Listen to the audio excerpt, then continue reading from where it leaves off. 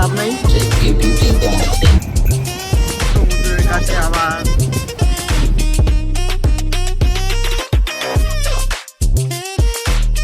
Hello জি, তো আমরা সীতাকুণ্ড থেকে সোজা বেরিয়ে চলে আসি কন্যাকুমারী, দেশের একদম শেষে। আর অবভিয়াসলি সেদিন রাত হয় পৌঁছাতে, তাই আর কোনো সেরকম ভিডিও শ্যুট করিনি তার জন্য। আর পরের দিন সকালে উঠেই বেরিয়ে পড়ি কী করতে দেখো তোমরা। আর কন্যাকুমারীতে সবার আগে বের হয়ে চলে যাই সমুদ্রে স্নান করতে।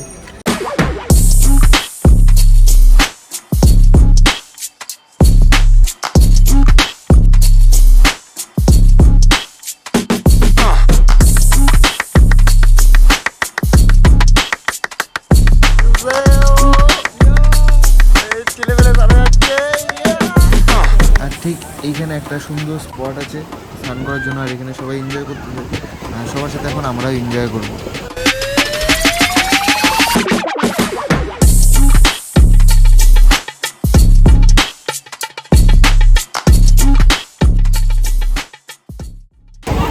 আমি দেখতে পাচ্ছ দুই ভাই স্ট্রাগল করতেছে, দেখো দুই ভাই স্ট্রাগল করতেছে। দুই ভাই যাচ্ছি লোকেশন চেঞ্জ করতে।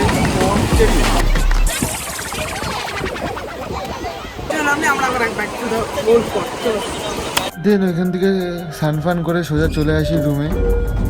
সমুদ্র থেকে আসার পরে এখন খাওয়া দাওয়া করতে যাচ্ছি, খাওয়া দাওয়া করতে এসেছি। সত্যি দুপুরে খাওয়া দাওয়া করে তো বিচে গেছিলাম, বিচে তো কিছু হলো না, আজকে কালকে যেতে হবে সকালবেলা ওই ব্রিজে কাজ হলো। তো এখন বাবা মা বাড়িতে রেস্ট নিচ্ছে, আর আমরা সব পাল্টান গাড়িতে বেরিয়েছি ঘুরতে, দেখি কোথায় যাওয়া যায়। তো ক্যামেরা নিতে ভুলে গেছি, তো কোনো ব্যাপার না, মোবাইল দিয়ে শ্যুট হবে, তো যাওয়া যাবে। এখন গাড়িতে হাওয়া দাওয়াচ্ছি কত।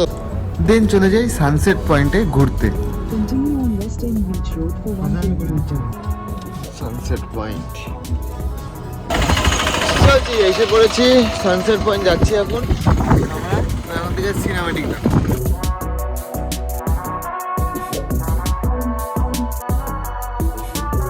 সানসেট পয়েন্ট হয়ে গেছে, সানসেটের মতো ছিল না, সিনেমেটিক হালকা পাতলা সিনেমেটিক। আমার জন্য সিনেমেটিক নাও নাই ফটো, ঠিক আছে। যাই হোক, এখন সিনেমেটিক দেখতে পারবে তোমরা। এখন বেরোচ্ছি, দেখি কোথায় যাই। হয়ে গেছে, আশা করি লাইটের মধ্যে দেখতে পাচ্ছি, ফ্ল্যাশটা অন করে দিই।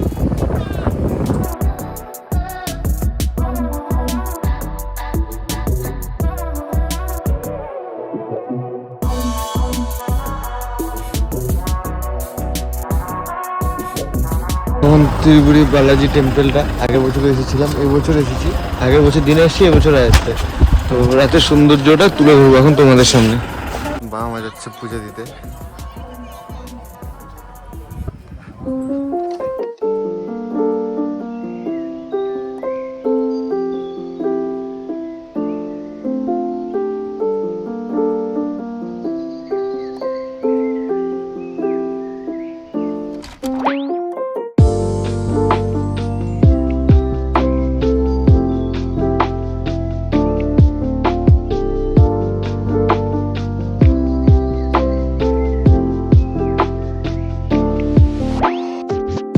এখান থেকে বেরিয়ে যাবো। সিনেমেটিকগুলো কেমন লাগলো কমেন্টে জানাতে পারো।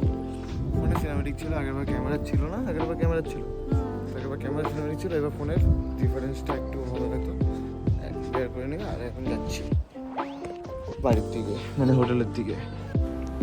দেন বালাজি টেম্পল থেকে চলে আসি রুমে এসে রাতে ডিনার করে দেন বেরিয়ে যাই, যেহেতু রুমের সামনে সমুদ্র, তো বেরিয়ে যাই সমুদ্রের সামনে একটু শান্তিতে বসে থাকার জন্য। আর এখানে শুধুমাত্র কোনো কিছুর আওয়াজ নেই, শুধুমাত্র সমুদ্রের আওয়াজ, তোমরা একটু শুনে মজা নাও।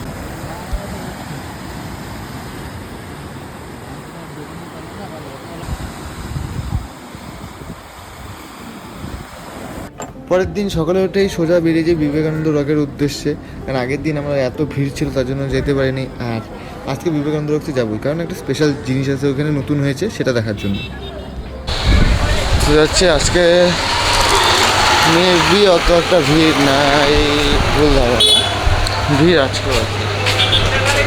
যাই হোক, এখন যাচ্ছি আর প্রে করতেছি যাতে ভিআইপি টিকিট থাকে। ভিআইপি টিকিট যদি অ্যাভেলেবেল থাকে তাহলে আমরা যাইতে পারবো ইজিলি।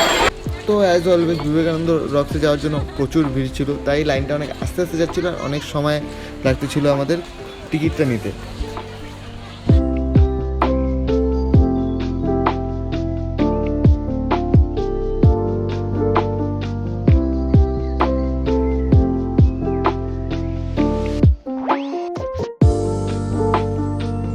ফাইনালি টিকিটটা পাই হাতে অনেক কষ্টে।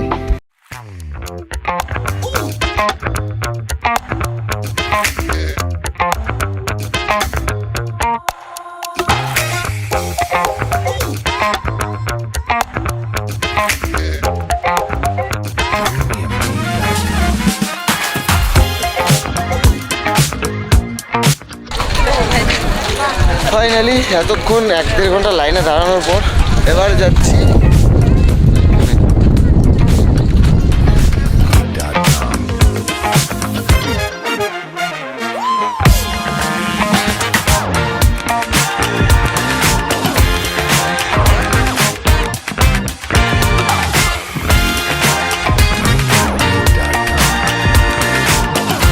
ফাইনালি অনেক লাইনে দাঁড়ানো, অনেক সময় যাওয়ার পর পৌঁছাতে পারলাম বিবেকানন্দ রক্সে।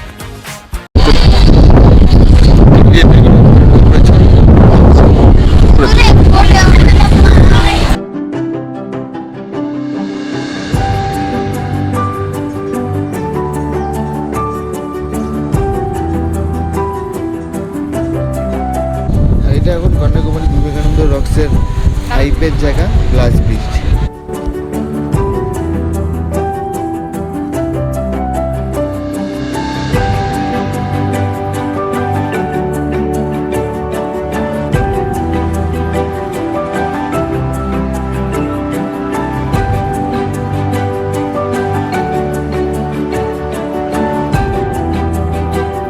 বিবেকানন্দ রক থেকে বের হয়ে গাড়িগুড়ি প্যাক করে সোজা বেরিয়ে যাই সানসেট পয়েন্ট, আবার সানসেট দেখার আশা। আজকে আবার সানসেট পয়েন্ট। কন্যাকুমারী থেকে বেরোনোর আগে লাস্ট মানে কন্যাকুমারী ব্লগের লাস্ট অংশ সানসেট দেখতে দেখতে হবে। প্রচুর হাওয়া এখানে, হয়নি।